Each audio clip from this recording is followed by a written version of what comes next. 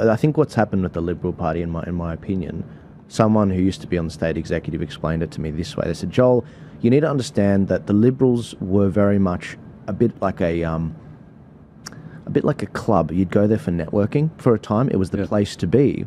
Now, the problem was you don't have the true believers basically got drowned out. The true believers that were there for the values of Menzies, the We Believe statement, over time it got flooded with people that want to climb the greasy pole, just there for networking, and willing to compromise their values for that. And the problem with that is over time, you eventually lose the true believers once they get in there. And a lot of people have said that to me over the decades, that's why they left. They're like, oh, is that what you guys are about? Okay, well, I'm out. So you lose all the competent people. So what you have is a mechanism where competent people come in, people with money, people with know-how, accountants, lawyers. They come in, they come in to solve a certain issue, and then by the time they get to Canberra, they have sacrificed so much of their values, there's nothing left. Yeah. And that is the machine. It's almost the purpose of the machine, intentional or not. There's no penalty on them. And that's essentially what we've got to bring back into the system. There has to be a penalty. If you don't do what your members want, then you lose your job. Yes. All right?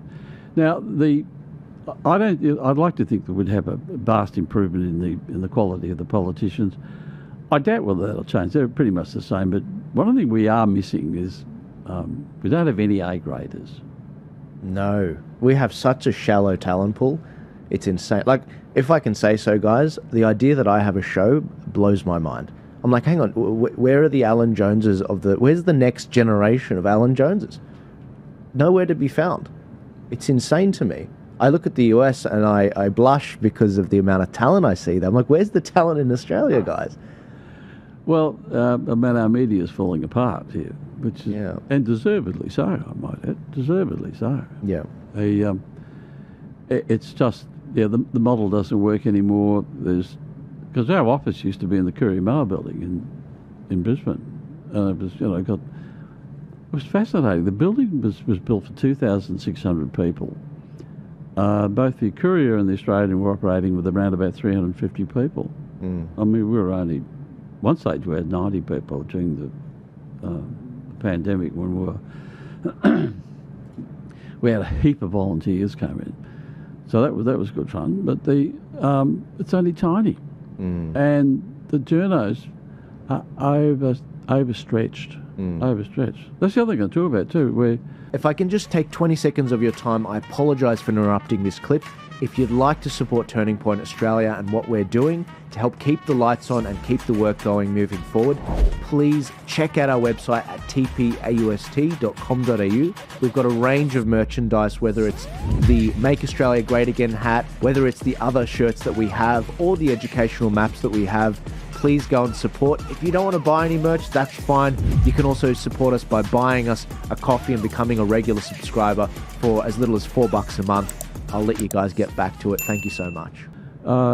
Jack and I own the name Australian Journalists Association, so we've actually I've been trying to get this thing done, and hopefully that'll be coming out. I've been saying for a month now, for ages, but we've just got to tidy up the website, and that's going to be important because we think there's probably, 500 to 1,000 conservative, put you in that sort of category, conservative journalists.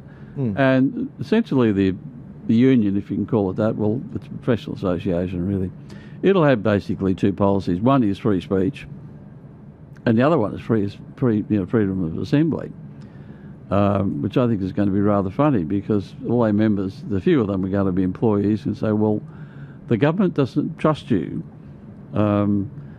because they don't believe that you should be able to choose who your union should be. That'll go down well. Oh, by the way, give us a good run on the story. Yeah, right.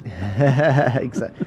I discovered this during the pandemic. I was looking to do what I do now, which is go and cover protests in person, and I was very quick to discover, to get some, credentials, show something to the police when I'm there that I'm media. I'm small. I'm not Channel 7, but I'm media. And I very quickly discovered nothing like this exists, and we actually really do need that to have that sort of collective bargaining and protections. And It is sorely needed. The main thing will be, because most of you guys are self-employed now. Right? That's the new medium. So you need the real protection you guys need is a bit of advice on how to do contracts, and we'll set up some standard sort of contracts so that everyone's clear on who's responsible for what, and then we'll have what the main thing is protection against defamation. That's where you've got the stopper, the stopper writs. That'd be great, yeah. Yeah, so Heath Goddard and I got together on this, so we're going to do that. It's in the sort of the back pile. You're full of ideas, mate. You're full of ideas. I've been working on it for ages. It's just the website just needs probably about 2 days' work. But there's people that are listening that have probably not even conceived of something like, how do you start a union? How are the superannuation firms, screwing the country? How do you actually set up something that's like a union for media to protect us from defamation? These are critical things that protect the culture, that are actually the mechanisms behind elections and why their country's gone to the crap. And this is the first time they're hearing about it. I mean, why aren't you on Sky News, for example? Why don't we hear this stuff? Well, to be fair, we've only just started to put it together. But I don't really run the Red Unions. But all the stuff that we do takes. I'm 77. It's my retirement. It's been good fun. Don't get me wrong. I'm not complaining about it. But it takes a lot of time, and these are really important issues. The constitutional change one is the main one, because that'll be World War III. But I just know that the vast majority of what we'd call non-liberal progressive people, they're the ones who voted no to the Voice. Yes. 60%. In Queensland it was 70%. It was actually 80% because 10% didn't vote. Yeah. Now, they didn't vote because they were dead set in favour of it and just didn't want to go. They were opposed. It's probably 80%. At least half. Thank you so much for watching the show. I hope you enjoyed this particular clip. If you want to support this show and keep the lights on and support everything we're doing at Turning Point Australia, please head to tpaust.com.au, where we've got hats, we've got shirts, we've got maps. And if you don't want to buy any merch, that's perfectly fine. If you want to just buy maybe a cup of coffee a month, for as little as $4 a month, you can help us get a small long black to actually support the show and actually keep things going. Thank you guys so much for your support. Please remember to like, share, comment, and subscribe. I'll see you later.